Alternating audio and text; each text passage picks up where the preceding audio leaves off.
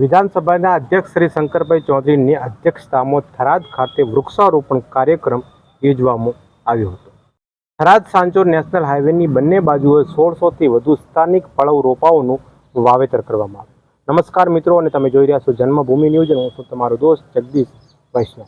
અને મિત્રો, જો તમે ચેનલને સબસ્ક્રાઈબ ના કરી હોય તો સબસ્ક્રાઈબ જરૂરથી કરજો, કેમ કે આપણા વિસ્તારની માહિતી મળી રહેશે ફટાફટ જન્મભૂમિ ન્યૂઝ ગુજરાતી ઉપર. તો સમગ્ર વિશ્વ આજે વૈશ્વિક તાપમાન અને પ્રદૂષણ સામે ઝઝૂમી રહ્યું છે. તો ગ્લોબલ વોર્મિંગ સામે પ્રકૃતિનું રક્ષણ કરવું એ તમામ નાગરિકોની ફરજ બને છે. વૃક્ષોનું વાવેતર અને સંવર્ધન કરવું તે નાગરિકોની ફરજ બને છે. બનાસકાંઠા જિલ્લામાં પર્યાવરણના રક્ષણ માટે અનેકવિધ પ્રયાસો થઈ રહ્યા છે. ત્યારે આજ રોજ વિધાનસભાના અધ્યક્ષ શ્રી શંકરભાઈ ચૌધરીના અધ્યક્ષસ્થાને થરાદ ખાતે મેગા વૃક્ષરોપણ કાર્યક્રમ યોજાયો હતો. થરાદ સ્થિત તુલસી 4 રસ્તાથી લઈને શહેરમાંથી પસાર થતા થરાદ સાંચોર નેશનલ હાઈવેની બંને સાઇટો ઉપર વિવિધ સ્થાનિક ફળાઉ 1600 જેટલા રોપાઓનું વાવેતર પણ કરવામાં આવ્યું હતું. આ કાર્યક્રમમાં વિધાનસભાના અધ્યક્ષ શ્રી શંકરભાઈ ચૌધરીએ જણાવ્યું કે થરાદ વિસ્તારના નાગરિકોએ સંકલ્પ કર્યો કે થરાદ વિસ્તારમાં ફળાઉ રોપાઓનું વાવેતર કરીએ, આઇકોનિક રોડની શોભા વધે તથા વિસ્તારમાં ફળાઉ વૃક્ષોમાં વધારો થાય તે હેતુથી આજે વૃક્ષારોપણ કાર્યક્રમ યોજવામાં આવ્યો હતો. અહીંના વિસ્તારમાં સિઝનેબલ ફળ મળી રહે તેના માટે ખારેક, ઓંબા, જોંબુ, જામફળ, સીતાફળ સહિતના ફળાઉ અને છાયા માટે પીપળ જેવા વૃક્ષોનું રોપાઓનું વાવેતર કરવામાં આવ્યું હતું. વૃક્ષારોપણના સંકલ્પ સાથે આજે હજારો નાગરિકો અહીં જોડાયા હતા અને હાઈવે ઉપર 3 કિલોમીટરના અંતર સુધી રોપાઓનું વાવેતર કરવામાં આવ્યું હતું. અધ્યક્ષ શ્રી શંકરભાઈ ચૌધરીએ જણાવ્યું કે પર્યાવરણનું રક્ષણ કરવું એ આપણા સૌની નૈતિક ફરજ છે.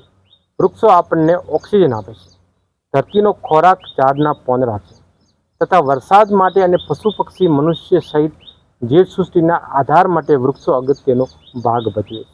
વૃક્ષો જીવન આપવાનું કામ કરે છે.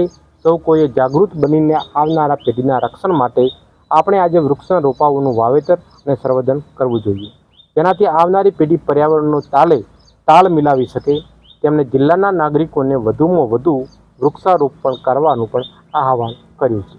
થરાદ ખાતે બનાસકાંઠા સામાજિક વનીકરણ વિભાગ, નગરપાલિકા, બનાસ ડેરી, થરાદ નગર અને તાલુકાની સ્વયંભૂ સંસ્થાઓના સહયોગ થકી 1600 જેટલા રોપાઓનું વાવેતર કરાયું છે.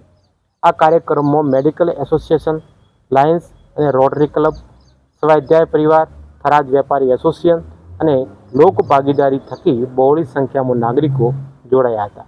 બ્યુરો રિપોર્ટ, જન્મભૂમિ ન્યૂઝ ગુજરાત. આપણા થરાદ શહેર અને તાલુકાના નગરજનો અને તાલુકાના પ્રજાજનો ભેગા થઈને એક સંકલ્પ કર્યો કે આપણા હાઈવેની બંને બાજુ ફળાઉ ઝાડ એ વાવીએ.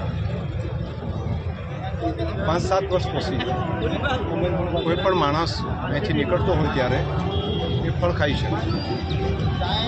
આવો એક સરસ મજાનો આઇકોનિક રોડ બન્યો છે, તેની એક શોભા પણ બની, આપણા થરાદનું ગૌરવ બને, આપણા ગામની શોભા બને.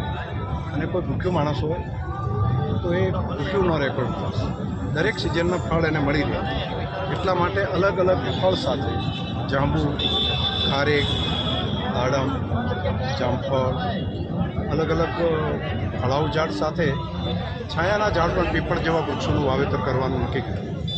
અને હું આભારી છું તમામ પ્રજાજનો, અનેક સંસ્થાઓનું, કે તેમણે સૌએ સાથે મળીને, અમારા સૌ આગેવાનો બધાએ ભેગા થઈને આ સંકલ્પ કર્યો. અને સંકલ્પની અંદર અત્યારે હજારોની સંખ્યામાં પ્રજાજનો જોડાયા છે.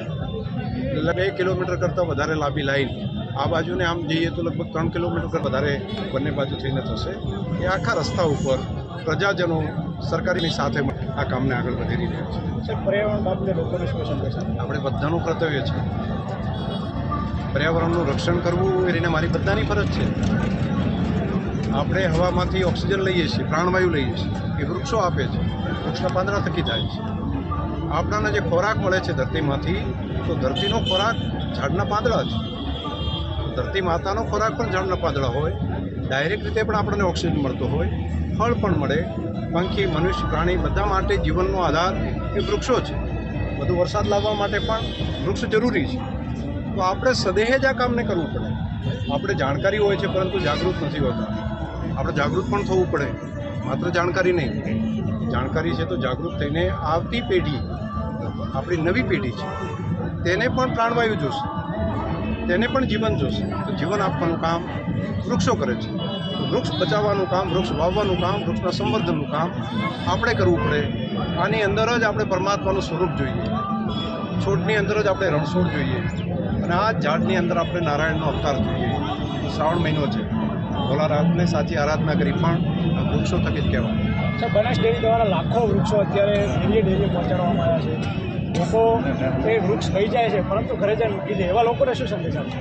મારી પ્રાર્થના છે, છેલ્લા 10 વર્ષથી જે અભિયાન કર્યું અને જે ફળાવ લઈ ગયા અને વાવ્યા છે, તો આજે આંબા આપણા જિલ્લાની અંદર પહેલાં નથી થતું. અત્યારે જાંબુ પણ થઈ ગયા છે, અત્યારે ચંદનના પણ થઈ ગયા છે, જામફળ પણ થાય છે, દ્રાક્ષ પણ લોકો વાવવા માંડે, દાડમ પણ આપણે ત્યાં થાય છે. તો આ જે અહીંથી આપે છે 100% વાવેતર થવું જોઈએ, અને 100% એનું વાવેતર થાય, 100% એને પોષણ થાય. બાળકની જેમ ઝાડને છોડને ઉછેરીએ તો આવનારી પેઢી એના ફળ ખાઈ શકશે.